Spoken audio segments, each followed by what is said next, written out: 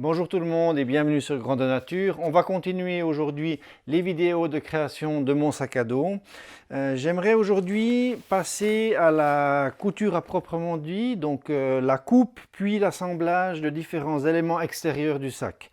Je vais faire les bretelles et puis la ceinture de soutien, la ceinture lombaire. Il va falloir donc que je découpe le vrai tissu cette fois, hein, pas le taille-avec comme là, et puis la mousse et tout ça, et puis on va voir l'assemblage ensemble. Je suis encore en train de réfléchir, c'est pour ça que j'ai pas encore démarré finalement la couture du sac à dos. Ça fait au moins 3 semaines là que je réfléchis, que je remets tout en question. En effet, j'ai un peu des doutes, notamment sur cette partie ici. Toute la partie en fait du molletonnage lombaire avec l'insertion ici du tapis. Je me suis rendu compte que finalement ça allait faire trop d'épaisseur, trop de contraintes pour ma machine, qui n'est pas une machine industrielle, qui est une bonne machine, hein, la Bernina 830 Record. C'est une ancienne machine, toute mécanique, tout métal, qui est costaud, qui a un bon moteur, qui me permet de faire déjà des belles choses, mais à mon avis, je vais être embêté parce que ces coutures ici, en fait, elles assemblent à la fois le mesh ici qui sera contre la peau ou contre le dos, on va dire, la mousse qui est dedans, le double épaisseur de nouveau de mesh et de tissu ici du pad. Plus derrière, il y a encore le fourreau en fait qui fait de l'accueil de la barre métallique qui descend jusqu'ici. Donc ça fait vraiment beaucoup d'épaisseur, puis je ne vais pas y arriver, ça ne va pas jouer. Donc je modifie complètement en fait ce bas de sac à dos. Ce que je vais faire plutôt, c'est que je vais oublier le padding ici, je vais oublier cette mousse là. Je vais, au lieu de mettre cette ceinture ici qui est un petit peu plus à l'intérieur, je vais la ressortir pour l'insérer dans la couture verticale ici avec la réception ici des bretelles. Donc elle sera un peu plus à l'extérieur. Et puis je vais faire un système,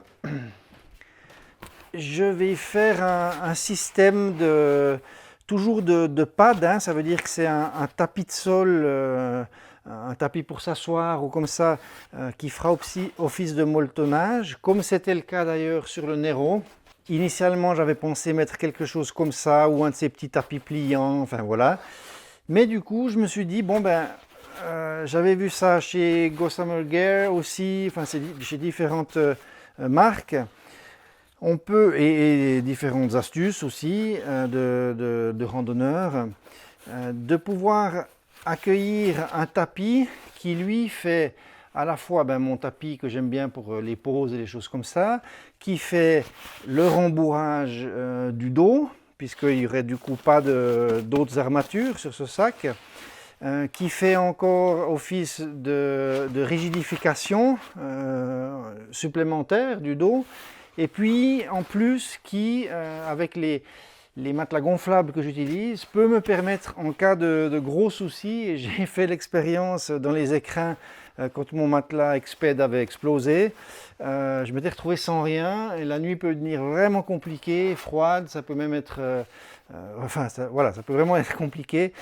Ça fait un mini matelas, là il est à 110 à peu près, de secours qui peut voilà, nous sortir de situations difficiles. Et puis de toute façon, ça veut dire que ça rajoute quelque chose sous mon matelas gonflable, donc ça éviterait des ponctions avec des aiguilles, ou, etc. Ça pourrait, disons, améliorer les choses encore. Donc c'est vraiment 4 utilisations en une, ce qui est super, ce que j'aime beaucoup.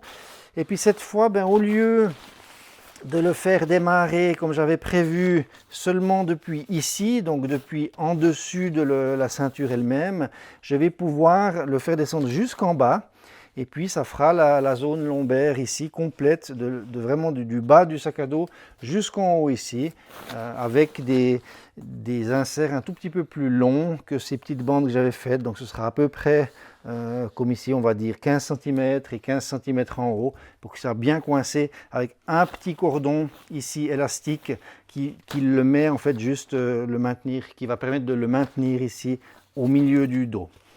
Pour le moment, j'en suis pas du tout là. Je vais juste faire les choses que je peux faire, pièces uniques, disons, comme les bretelles qui vont ensuite venir être cousues jusqu'à que j'aie vraiment décidé finalement de l'aspect exact de ce sac à dos. Donc maintenant, on va faire les bretelles, la découpe des formes, mousse et du padding, et puis ensuite la couture gentiment. Pour mes choix de tissu, pour les bretelles et la ceinture, j'ai choisi de prendre ce Dyneema, c'est du 3.5, donc du 120 grammes par mètre carré. Pour ce Dyneema 3.5, c'est comme pour le 2,92, donc c'est vraiment du 50D à l'extérieur, contrairement au 5.0 qui est en 150 deniers, qui serait beaucoup plus résistant. En même temps, à mon avis, pour les bretelles et la ceinture, il n'y a pas tant de frottement que ça, donc ça devrait bien jouer. Il a quand même une super résistance, et puis comparé au 2.92, par contre, au lieu d'avoir une couche de Dyneema à 1.43, c'est du 2.15, comme pour son frère supérieur le 5.0. Du coup, il y aura plus de résistance. C'est donc ce que j'ai choisi.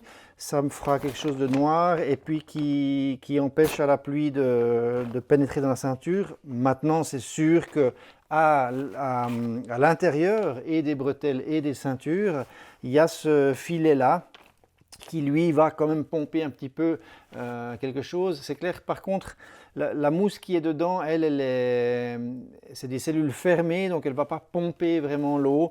Donc ça va pas trop prendre de poids en cas de pluie et bien sûr avec la transpiration. Et puis comme filet, ben, j'ai choisi ce 3 mm d'épaisseur. C'est quelque chose qui sera très bien aussi. Je vais vous montrer un peu là. Tous ces tissus, vous les retrouvez dans la vidéo de présentation, hein, des tissus et autres. Donc voilà, c'est quelque chose qui n'est pas super évident à coudre. Je vais voir un petit peu comment ça va, parce que ça fait vite une épaisseur, hein, c'est 3 mm plus la mousse, enfin voilà. Maintenant, je vais donc découper deux fois les bretelles ici. Il ne faut pas oublier de retourner, pas faire deux fois dans le même sens, parce qu'il y a un sens vraiment à ce tissu-là. De même, il y a un sens sur le Dyneema qui est ici. Là, c'est l'intérieur et ici, on a l'extérieur. Donc, je vais pouvoir procéder à ces découpes. Faut les faire soigneusement parce que la découpe, c'est elle qui me donne ma ligne de couture ensuite. Donc si je fais un peu n'importe comment, olé olé, c'est clair que mes coutures vont pas être droites après. Allez, c'est parti. Ça va tourner un peu en accéléré, je vais pas vous faire ça en temps réel, bien sûr. N'oubliez pas que c'est mon premier sac à dos, c'est mon premier projet de couture, donc un peu d'indulgence, on va essayer de se débrouiller comme ça. C'est le but, hein. Le but, c'est, de nouveau, c'est pas du tout de vous montrer comment faire, parce que je ne suis pas couturier, j'ai pas d'expérience, zéro, je démarre complètement, voilà, bon, je pense beaucoup, j'y passe beaucoup de temps à réfléchir, dans quel ordre, etc. Je vais faire plein d'erreurs. Quand je vais m'en rendre compte, ben, je vais les filmer, je vais vous en parler. C'est pas du tout un tutoriel, hein, qu'on soit bien d'accord. C'est juste, je vous montre les étapes de la création de mon propre sac à dos. C'est pas pour commercialiser, je veux pas faire une marque, je veux pas en vendre, je veux pas en faire pour vous. C'est plutôt pour vous montrer que voilà, on peut le faire, que ça peut être la galère, et puis on va la vivre ensemble, mais ça peut motiver certains à tout coup se lancer dans un projet, et puis essayer quelque chose, voilà. J'ai donc ici mes deux patrons, l'un pour la mousse, et puis l'autre pour le tissu supérieur, donc le Dyneema, et aussi identique pour le mesh, donc le filet de molletonnage sous la bretelle. Je vais donc une fois le noter dans ce sens-là, et une fois le noter dans ce sens-là, reporter ici. Pour m'aider un petit peu, je mets quelques scotch. Ah, c'est un petit peu plus stress parce que voilà, c'est la première fois que je vais vraiment découper dans le tissu. C'est du tissu à 50 € le mètre linéaire sur un rouleau de 1,30 m comme ça. Ça, c'est de la craie en fait, c'est un truc de couturier.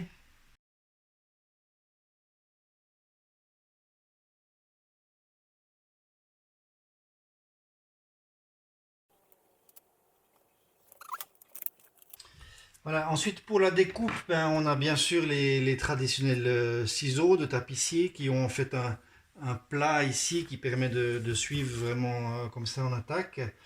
Contrairement à des ciseaux comme ça qui seraient trop penchés vers l'avant, qui sont embêtants. Et puis moi j'ai beaucoup utilisé ces rouleaux là. Ça coupe vraiment bien, c'est extra. Faut faire gaffe hein, parce que c'est vraiment super tranchant. Maintenant avec le Dyneema ça va un peu se corser. Je ne sais pas comment ça va être coupé mais je crois que ça va bien aller. C'est surtout agréable en fait quand on a ces courbes comme ça. Par contre il faut faire très attention à ne pas faire trop de petites incisions etc. Il faut essayer d'aller sur un trait continu. Donc c'est pas toujours évident non plus.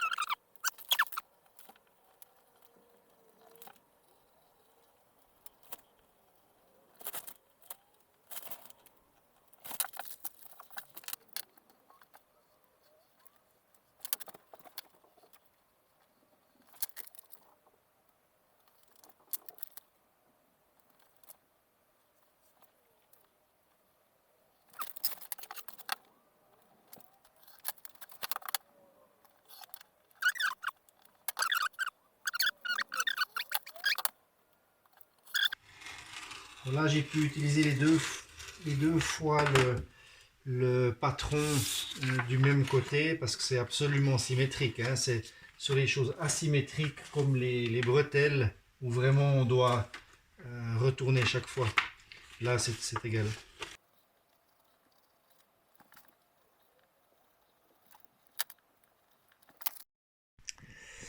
Alors il y a encore un phénomène qui est intéressant, c'est que ce tissu 3D mesh, en fait, il a un sens d'extension. Il y a un sens, si je prends par exemple, j'ai fait des essais, hein, mais on le sent bien quand on tire sur le tissu. Si je prends, disons, une tranche de 10 cm comme ça, que je tire, là, il n'y a pas trop d'élasticité, il y a un petit peu. Et puis dans l'autre sens, ça dépend du tissage en fait de la maille. Dans l'autre sens, en fait, j'arrive beaucoup plus à prendre. Voilà, c'est pas très démonstratif en le faisant comme ça, mais on le sent bien quand on le prend à pleine main. Par exemple, je peux faire 2 cm et demi ici, mais dans ce sens pour la même longueur, seulement 1 cm. Du coup, ben, je me posais la question par rapport au sens de découpe de ma bretelle. Comme la traction se fait dans le sens de la longueur, hein, pour éviter qu'elle se déforme et qu'elle prenne du jeu ou comme ça avec le temps, je vais le mettre dans le sens, découper dans ce sens-là, où il y a moins d'élasticité.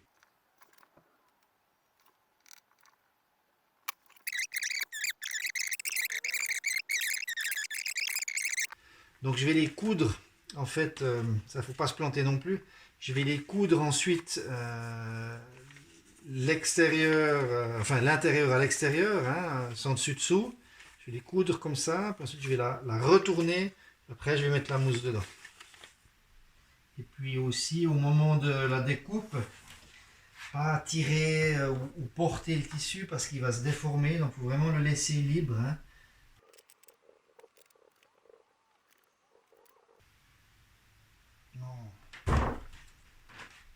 Non, non. Bon ben voilà, première connerie de la journée. Vous m'avez certainement vu faire la bêtise, j'ai 2 fois la même pièce. Parce que j'ai bien dit qu'il fallait que je retourne le truc et je ne l'ai pas fait.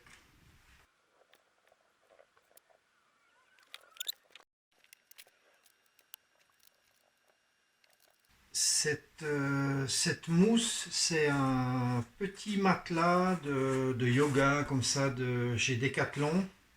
Référence 730-58. Il fait à peu près 5 mm. Il est super léger, relativement costaud. Je ne sais pas ce que ça va donner sur la durée, mais voilà, il y a juste un côté argenté. Donc du coup, comme il va refléter la chaleur, je vais essayer d'éviter de le mettre contre moi, mais plutôt l'orienter vers l'extérieur.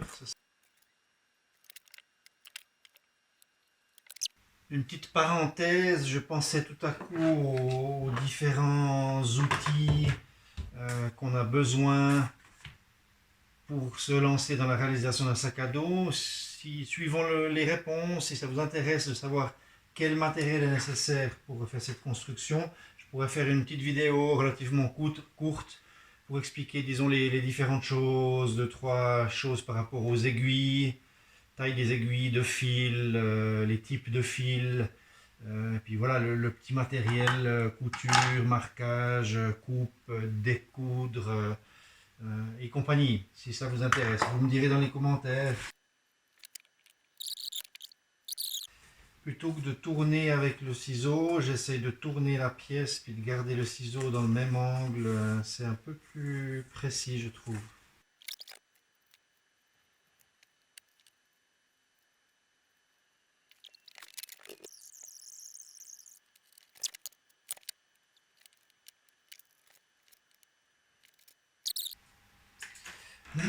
Je pense que la mousse, là, le filet 3D, c'est un des trucs les plus difficiles à couper. Maintenant, j'ai donc tous mes éléments, le filet et le Dyneema pour la ceinture, la mousse qui ira à l'intérieur, les bretelles deux fois aussi, donc tout est pré-coupé. Donc je verrai, est-ce que je dois prendre un pied, c'est différents pieds pour la machine à coudre. Un pied plutôt type fermeture éclair, donc étroit, qui me permet de m'approcher plus facilement du bord. Je vais voir un petit peu comment ça réagit. Ça, j'ai pas testé par contre. Est-ce que je dois coudre plutôt avec le Dyneema en dessus ou avec le filet en dessus? Alors, comme j'ai quelques petites chutes, je vais peut-être faire un petit essai. C'est clair que c'est toujours très difficile quand on a des choses extensibles comme ça, molles, épaisses, avec tout à coup un truc très dur, un peu glissant, qui a tendance à aller dans tous les sens. Et puis pour m'aider, j'utilise ces petites pinces qui me permettent de maintenir. En fait, je fais pas de faux filage, donc je fais pas de couture de maintien que je peux enlever après parce que ça perfore tout le Dyneema et c'est justement ce que je veux pas. Donc je fais tout à la pince, puis j'enlève au fur et à mesure. C'est pas la même chose, ça n'a pas le même maintien, c'est plus contraignant ce qu'on doit enlever, surtout quand après je vais réunir toutes les parties du sac ensemble. Là ça va encore, c'est tout plat, c'est des trucs tout faciles ça à faire. Premier essai avec une aiguille de 100, avec du Terra 40, en cousant le filet dessus et le Dyneema dessous. C'est très très bien. C'est très propre, c'est avancé parfaitement bien. Donc je suis relativement content avec ça. Pour le réglage de la tension du fil, j'ai pas touché le réglage de la bobine inférieure. Par contre, la tension du fil supérieur, elle est vraiment à fond, à fond, à fond. Je suis au bout, au bout, au bout. Voilà, donc là, important, bien mettre bord à bord. Donc ça, c'est une table que j'ai faite moi-même. Donc c'est du gros bricolage, mais ça fonctionne assez bien. Si j'ai besoin ce qu'on appelle le pied libre,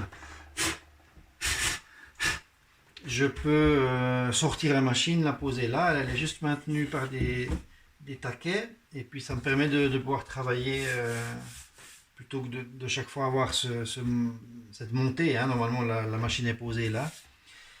Moi ça me plaît bien, surtout pour des longues tirées comme les sacs à dos, ça peut partir là-bas, c'est sympa.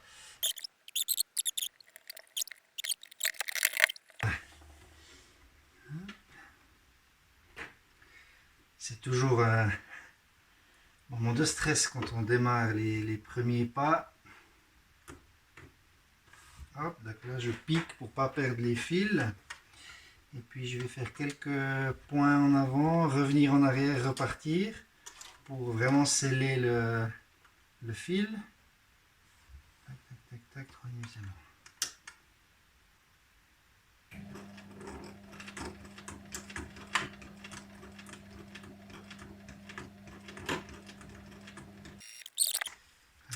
L'inconvénient de ces pinces, c'est qu'elles crochent sur le bord de la table.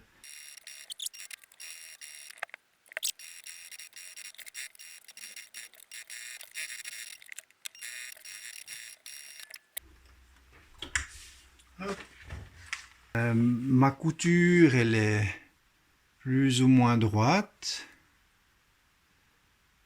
C'est pas si mal. J'ai deux, trois petites zones. Là, c'est où j'avais croché, justement, où il y a un peu des irrégularités. Après, ça va pas forcément beaucoup se voir, hein, parce que ça reste une bretelle. Donc, comme je vais la retourner, eh ben, on aura un bon masquage, si on va dire, de ces coutures-là. Ça va, c'est encore assez propre. Je pense pas que je vais faire une deuxième couture parce que c'est un fil très très solide, le Terra 80. Il n'y a pas vraiment de force dans ce sens-là. Donc c'est une couture simple, hein, toute bête, je la fais même pas à double. Il n'y a pas vraiment de force dans ce sens-là. Après ça va être cousu ici contre le sac à dos, donc la force elle va se faire sur la longueur, comme ça. Je vois pas où serait le souci, l'avenir me le dira. C'est parti. Ça fait un moment que je traînasse avec ce sac parce que je me pose 127 000 questions à l'heure. C'est tout juste si j'en dors plus. C'est toujours un peu stressant le premier de faire le grand saut. On sait qu'on a des tissus chers. Moi, je suis complètement novice. J'ai personne pour m'aider. Donc, j'ai un peu regardé des tutos de couture. Pas pour sac à dos vraiment, mais pour déjà juste le B à bas. Essayer de voir. C'est quand même chouette, hein, Internet pour les tutos. Alors, de nouveau, hein, ce que je vous dis ici, c'est pas un tuto. C'est juste, je vous partage mes déboires.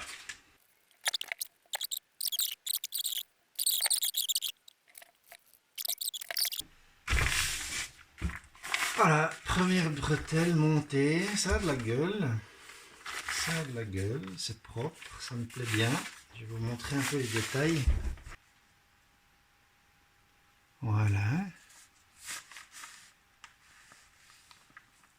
Ouais, c'est pas mal, c'est pas mal. Maintenant, suspense.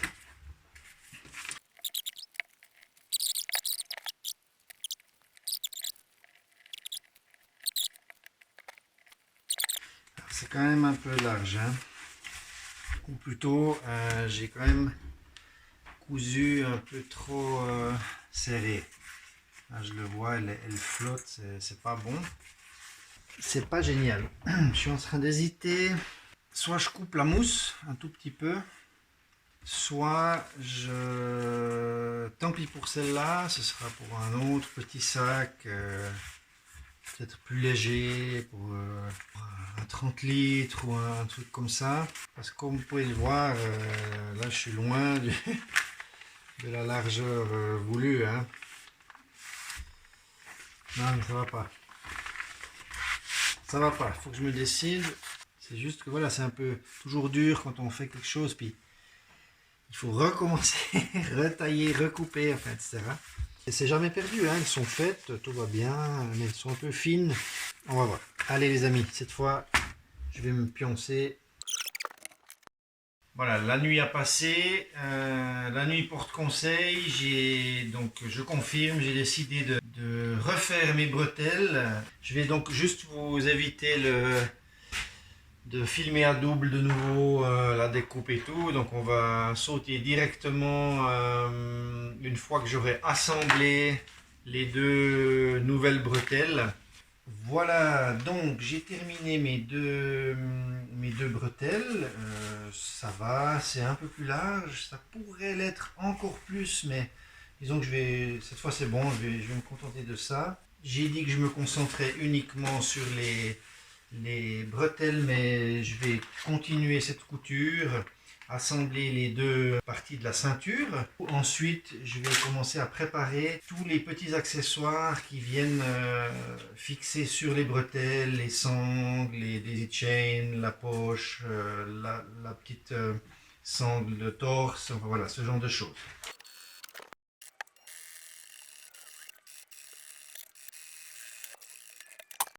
Voilà, c'est plus ou moins propre, pas toujours très droit. C'est pas évident avec cette épaisseur hein, de filet. La première partie de la ceinture est prête de nouveau pour les finitions. Moi, ça me va bien. Après, il faut faire attention justement qu'elle soit bien centrée, pas qu'elle glisse par exemple comme ça sur le bord. Il faudra bien la centrer et puis une fois qu'elle est bien, la mousse est bien allée au bout, je vais fermer ici, faire une ligne de couture qui va sceller en fait la mousse déjà qu'elle soit bien embutée ici au bout. Et puis ensuite, au moment où je vais coudre les différentes boucles et autres sangles sur ce pad, hein, ce molleton, je vais contrôler ici que la couture sur le côté soit bien droite. Donc pour ceux qui ne le savent pas, une machine à coudre, en fait, il y a deux apports de fil. Il y a le fil supérieur qu'on voit ici hein, sur le dérouleur. Et puis dessous, il y a aussi une canette avec le fil. L'aiguille va ensuite percer avec le fil, venir crocher le fil du dessous et puis chaque fois aller chercher, faire une boucle en fait. Hein, donc c'est vraiment chaque fois crocher l'un à l'autre. C'est très important d'avoir une bonne tension pour que cette boucle, stitch en anglais, soit vraiment centrée dans la couture, puis pas en haut ou en dessous du matériel. Hein. Il faut une bonne tension, que ce soit bien serré. Donc, tout ça, c'est des choses à régler. Le problème justement avec les canettes qui sont dessous dans l'appareil, dans la machine, c'est qu'on ne voit pas ce qui nous reste. Avec des machines modernes maintenant, il y a une petite vitre ici, puis on voit un petit peu le fil qui reste. Mais sur la mienne, c'est un vieux modèle, donc il n'y a pas ça. Ça veut dire qu'il faut estimer, de temps en temps aller regarder, puis si ça s'arrête au milieu de la couture, c'est très embêtant. C'est ce qu'on va faire maintenant. Je vais charger cette canette pour pouvoir continuer.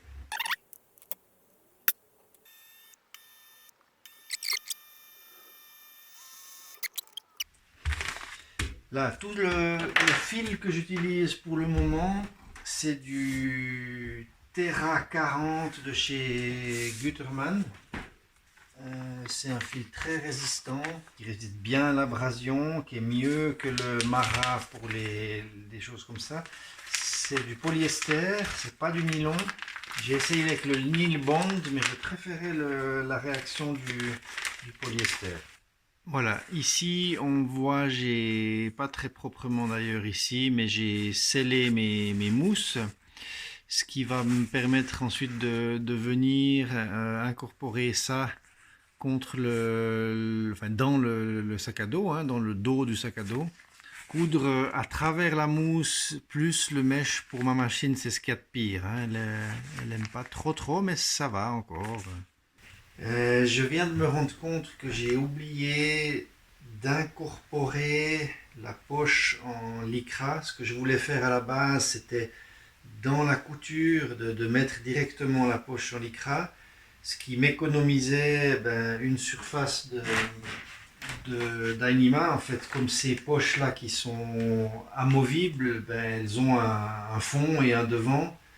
Donc le fait d'avoir le lycra directement sur la bretelle m'aurait économisé la moitié du poids quasiment. Bon, soit de faire ou de prendre ces poches Zipax, mais ça m'embête, bien que j'en ai. Hein.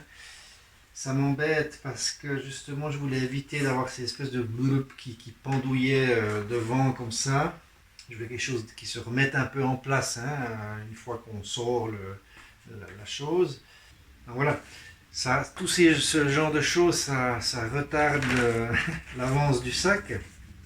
Voilà, donc rien ne va plus. J'ai pris la décision d'arrêter de faire ce sac à dos. Mais non,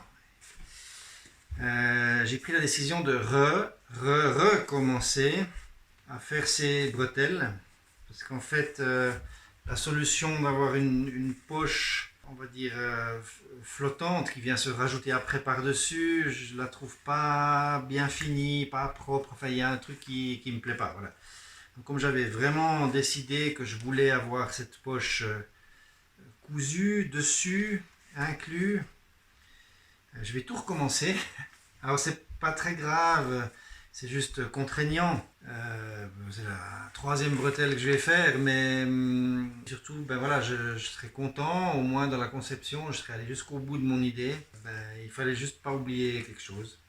Du coup, ce que je vais faire aussi, c'est que ça, c'est aller en chaîne aussi, plutôt que de venir coudre après le sternum strap, la petite sangle ici avec le clip. Je vais l'inclure directement, donc dans la couture, je vais aussi mettre la bande.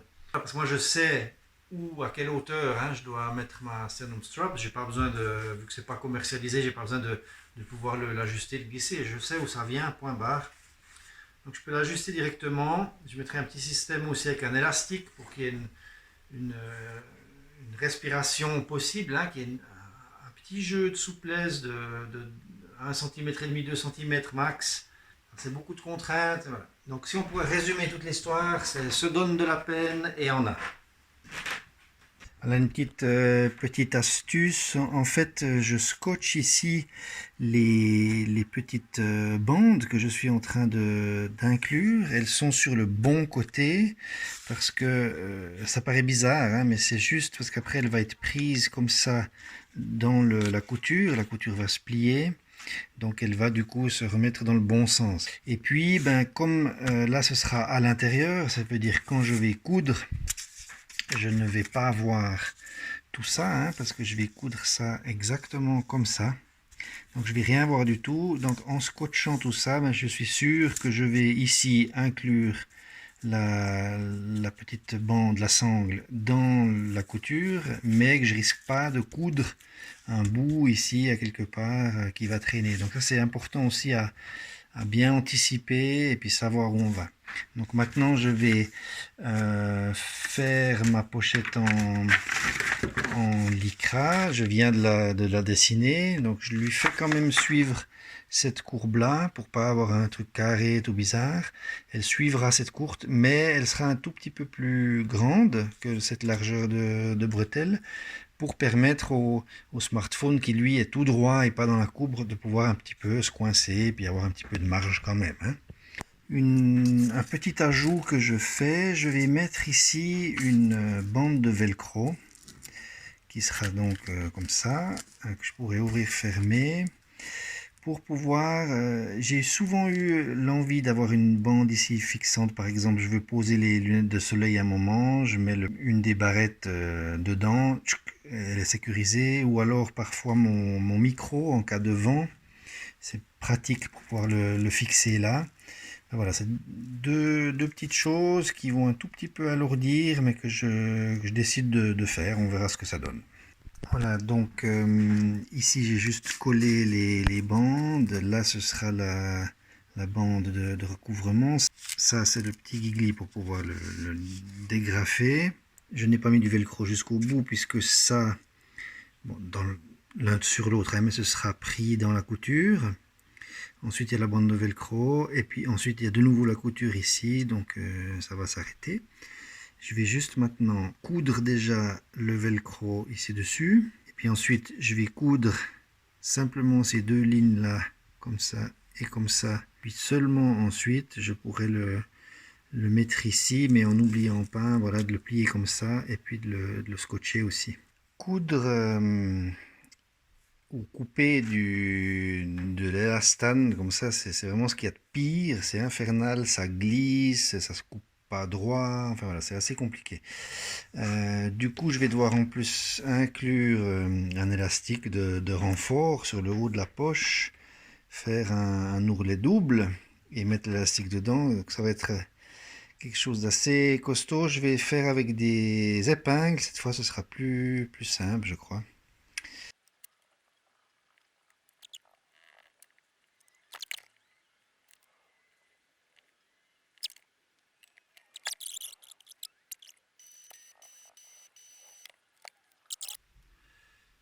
Eh bien, pas si mal, hein? Pas pas si mal, c'est pas top, mais ça le fait. Donc le zigzag, je savais hein, qu'il fallait faire un zigzag pour pouvoir garder l'élasticité. Du coup, ça a bien renforcé l'histoire.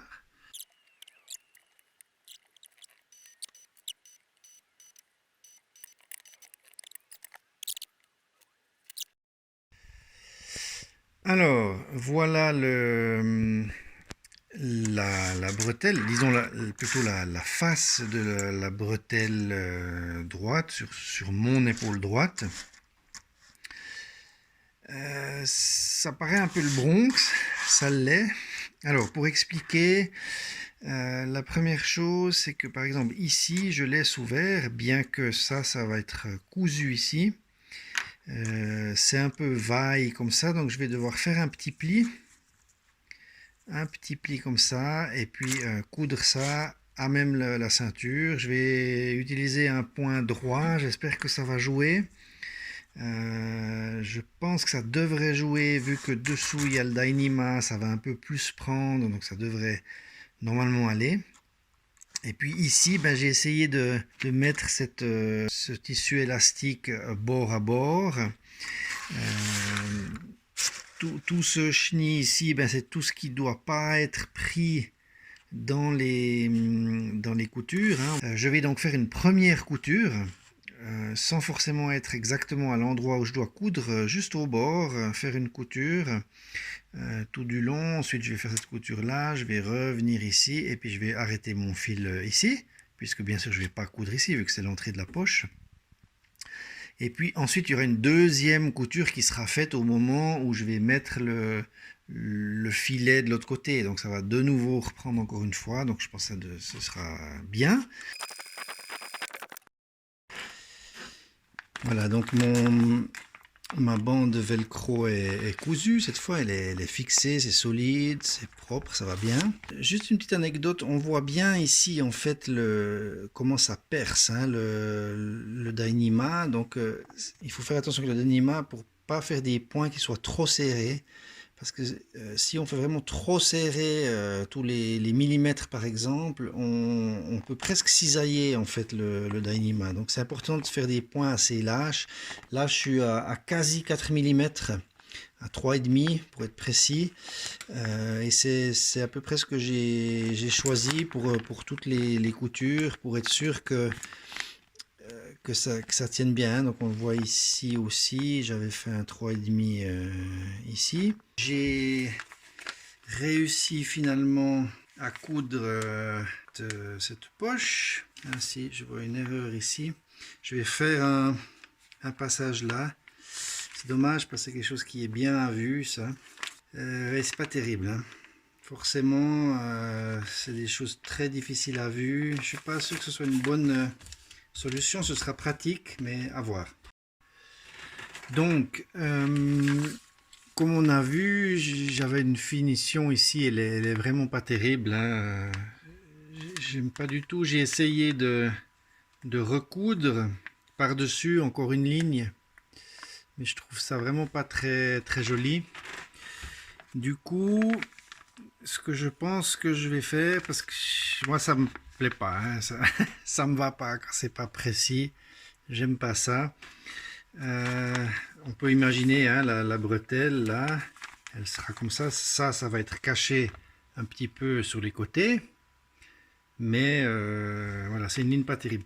Ce que je pourrais faire, c'est faire une petite pièce comme celle-là, avec un tout petit ourlet, et puis venir masquer en Dyneema, donc là c'est du papier, hein, c'est juste un patron, et puis venir masquer, ce qui nous ferait quelque chose ici de tout propre.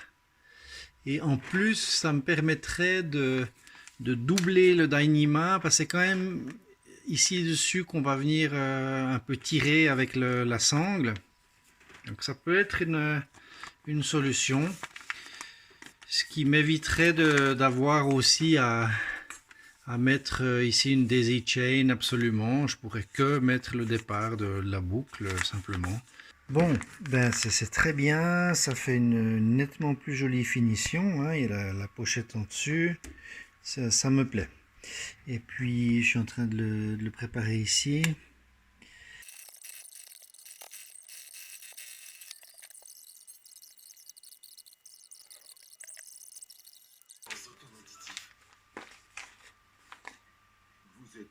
Oh non. Non, non, non, non, non, non, non, non, non.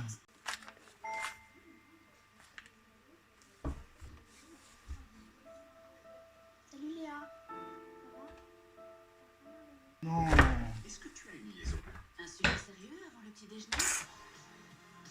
Ah, mais c'est pas vrai, quoi. Ah, mais attends. Attends. Ouf. Voilà. Ah, ok. Ah, cette peur. Ouf. Ah oui, pitié. Ah non, j'ai eu peur d'être vraiment trop con. Hein. Ah, c'était juste un... En fait, la pochette, elle était de l'autre côté, mal retournée. Du coup, j'ai cru que je l'avais placée du mauvais côté. Ça c'est le côté bien sûr qui est contre le torse. Donc j'ai cru que je m'étais trompé avec la sangle, alors que c'était juste un retournement qui s'est passé à l'intérieur. Et en fait tout est bien, tout est juste. Ouf, parce qu'alors je recommençais pas une quatrième. Hein. J'aurais coupé la poche à ce moment-là, il n'y en aurait eu que sur une des bretelles, ça aurait fait l'affaire. Ouf. Ok, sinon tout est super. Je suis très content. Ça sera parfait, ça veut dire que je peux mettre le parapluie dans la poche ici, le bout du parapluie, et puis choper ici le manche. C'est un velcro, vraiment très fort, hein, donc ça va tenir aisément. Ça avance bien les bretelles. Il y a 2-3 choses qui sont difficiles à faire, comme par exemple ces fameuses croix ici.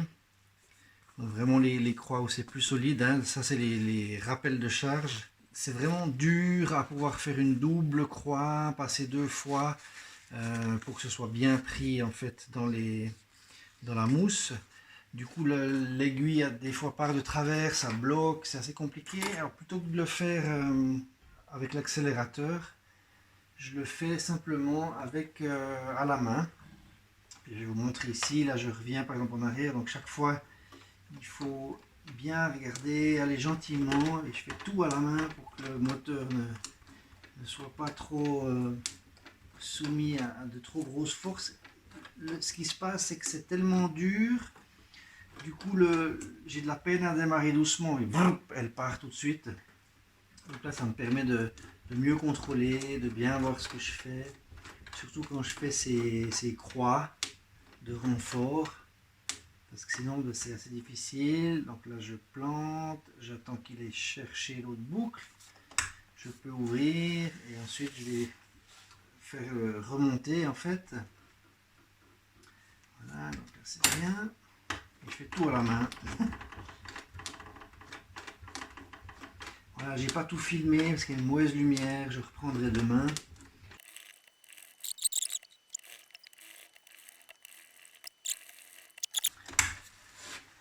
Voilà. Alors c'est pas des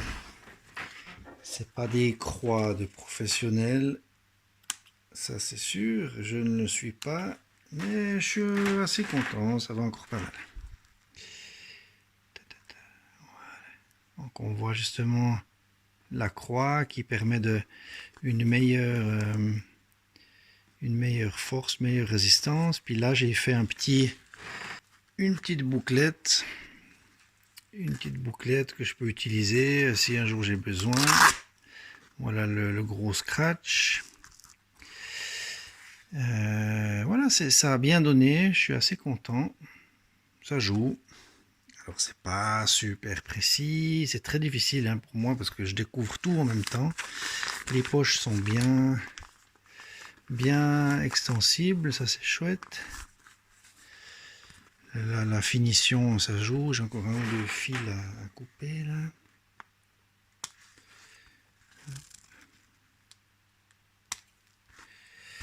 Non, globalement je suis très content, ça vraiment ça donne bien.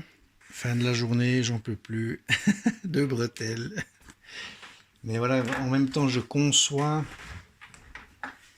je prépare les choses, je les conçois, je fais mes erreurs, je réfléchis, ça me prend des plombes, c'est sûr. Mais disons que voilà, là, le but est atteint, tout est là. Donc j'ai ma sangle ventrale. Voilà, donc la paire de ces bretelles, la paire fait 87 grammes. Donc ça va. En comptant par exemple que je vais avoir 100 grammes pour la ceinture, ça fera allez, 180 grammes en tout. C'est bien, c'est bien. Voilà, donc au réveil, tout content de mes deux bretelles. Je me retrouve avec pas mal de versions inabouties. Là maintenant, je vais m'attaquer à la ceinture. Une couture centrale, enfin d'abord fermée ici pour que la mousse reste bien en place au bout. Et puis après une ligne tout du long avec peut-être une daisy chain à mettre. Et puis les deux bandes qui partent ici avec les deux réglages. Et puis au bout la boucle de serrage. C'est tout. Il y a aussi les petits détails hein, qu'on oublie, ça prend aussi du temps. Là c'est la fermeture en fait. Pas que la sangle puisse laisser s'échapper la boucle là, le clip. Petit détail qui tue, c'est l'ajout en fait d'une petite zone élastique sur c'est donc la sangle de poitrine. Ça c'est assez sympa en fait, j'ai cousu un double élastique, je laisse une petite boucle comme ça. Ça permet dans l'effort, quand on respire, d'avoir une certaine tout petit peu d'élasticité, de respiration possible. Hein. Donc il y a une assez forte tension avec ce double élastique, qui est à mon avis appréciable. On le trouve sur certains sacs qui sont un petit peu soucieux du petit détail. Donc ici j'ai fait une première ligne de blocage de la mousse hein, qui permet de la fixer en place, surtout qu'elle soit bien embutée en bout de ceinture. Alors, comme matériel pour pouvoir équiper ce bout de ceinture, je vais avoir besoin de tout à double, hein, on est d'accord, mais je vais besoin de deux petites sangles comme celle-là. Donc ça va être fixé ici. Je ne veux pas avoir une seule grosse sangle avec une boucle, mais un V, et j'aime beaucoup ça parce que ça me permet de régler indépendamment le haut ou le bas. Ça veut dire de plus serrer un peu, tirer ici sur le haut de la ceinture ou sur le bas, et ça marche assez bien. Je l'ai expérimenté, donc ça c'est vraiment un duplicata on va dire du système qu'on trouve par exemple chez Zipax que j'ai testé. Et c'est vraiment quelque chose que j'aime beaucoup. Pourquoi j'ai choisi celle-là? C'est des D-Flex, elles sont vraiment très résistantes, très solides. C'est dans les meilleurs qu'on puisse trouver, du Duraflex, donc c'est vraiment du costaud. Ça résiste bien au gel et puis c'est super solide. Et celle-là, ce diamètre-là, ça c'est, sauf erreur, 3/4 de pouce.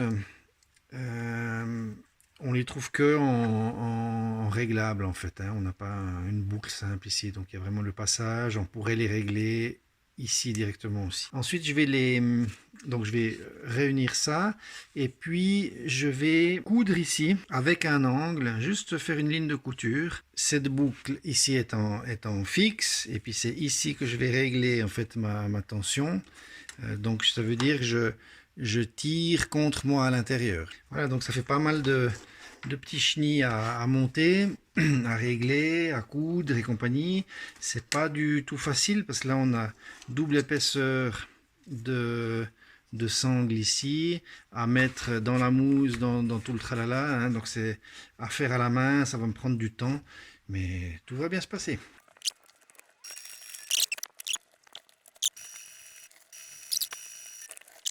L'aiguille qui perce le Dyneema, c'est assez dur.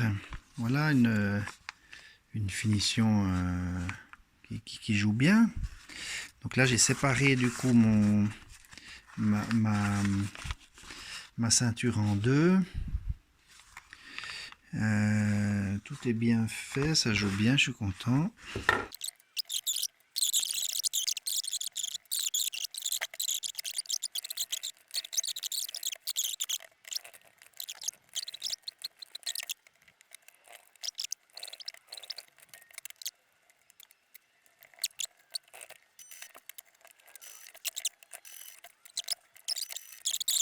Alors, les aiguilles, c'est à changer assez régulièrement, surtout quand on est dans les limites de la machine comme ça. Ce qui se passe, c'est que l'aiguille, elle rentre dans trop de nœuds de couture, puis elle se plie, et puis elle va taper en bas ici, hein, la plaque. Du coup, ben, ça émousse la pointe, ça peut plier l'aiguille, même si c'est des micro-pliures. Ça veut dire qu'il faut les changer régulièrement, ces aiguilles. En général, on dit un gros ouvrage et puis on change. Moi, j'ai déjà changé une fois parce que je voyais que ça allait plus. C'était sans arrêt des soucis. Et je vais encore finir ce genre de choses justement qui abîment facilement l'aiguille. Et puis ensuite, je vais la changer quand je vais refaire les lignes de Dyneema. Voilà. Bon, maintenant un bon petit défilage à faire. Très content. Tout bien, super, tac tac tac, c'est propre, c'est précis, ça me plaît. Disons qu'avec une machine de maison, je pense que ça va. Surtout que c'est du Terra 40, hein, c'est un gros fil quand même. Voilà, donc là j'ai collé juste les deux boucles ici. C'est assez approximatif comme angle, mais ça doit jouer, hein, grosso modo. Et essayer de faire une belle croix, pas facile dans ces conditions. Donc si je veux un angle à 45, ce sera ça à peu près. Ok, ça foire, c'est trop dur pour la machine, le fil ou je sais pas quoi. J'espère que je vais pouvoir terminer ma croix. Non, là c'est foutu, on voit bien. Hein. Bon, allez, je continue quand même. On y est. Vas-y, ma belle. Allez. Allez. Allez. Yeah. Hop. Chut. On va viser tout droit l'autre carré. Allez. Allez, mon beau. On y va. Là, j'aide vraiment. Parce que c'est dur. Hein.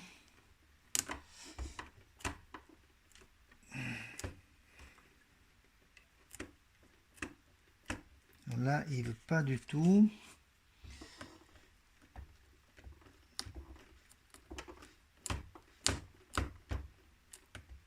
Donc là, oui.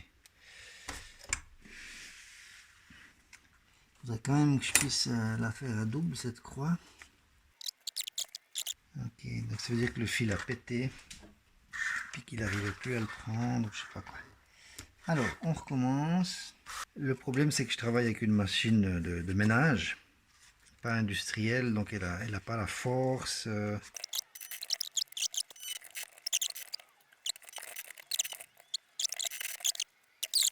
Je peux pas faire grand chose, même si j'essaie de m'appliquer, mais c'est pas terrible. C'est bien au-delà des capacités de la machine.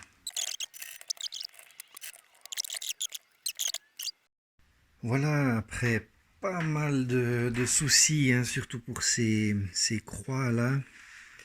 J'ai finalement réussi à faire quelque chose de plus ou moins potable, mais c'était laborieux.